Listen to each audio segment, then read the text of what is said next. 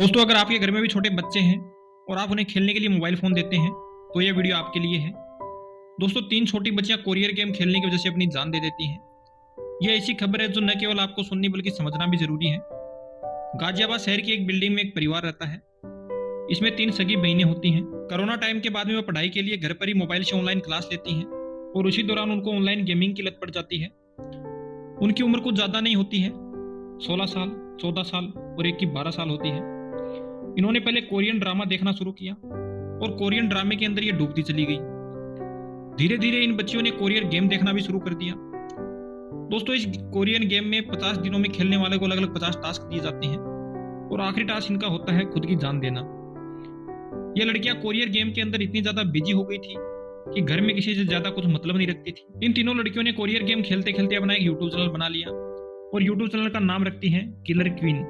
इनके YouTube channel पर भी काफी ज्यादा सब्सक्राइबर हो जाते हैं और इनके माता पिता को जब ये पता चलता है कि ये तीनों बच्चियां पूरे दिन मोबाइल में लगी रहती हैं तो इनको डांटते हैं। इन लड़कियों से यूट्यूब चैनल को डिलीट भी करवा देते हैं। अब जाहिर सी बात है कि एक तो इनके फोन पर बंदिश हो गई और इनका गेम खेलना भी बंद हो गया, यानी इन लड़कियों का गुस्सा एक तरीके से बढ़ गया था।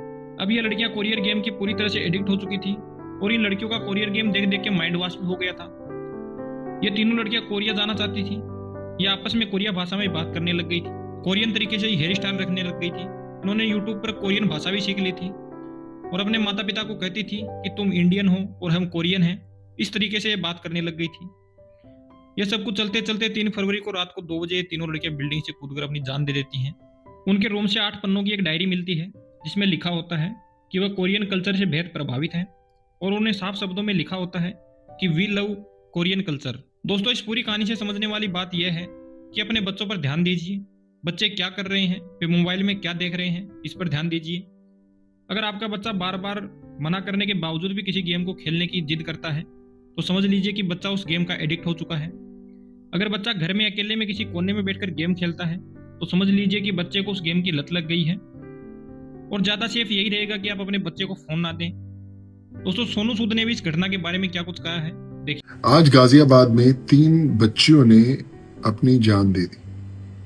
ये बच्चियां हारी नहीं थी, अकेली पड़ गई थी।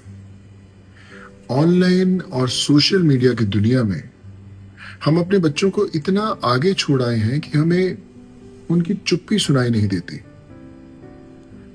कुछ समय पहले ही मैंने गुहार लगाई थी कि 16 साल से कम उम्र के जो बच्चे हैं उन्हें हमें ऑनलाइन और सोशल मीडिया की जो गेमिंग है और वो दुनिया है उससे बहुत दूर रखना है।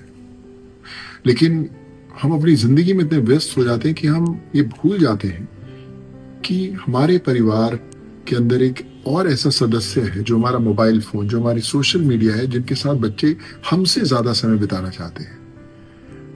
अगर हम चाहते हैं कि उनकी जिंदगी, हमारी जिंदगी, उनका भविष्य, हमारे देश का भविष्य बेहतर हो तो सबसे पहले ये बैन लगाना जरूरी।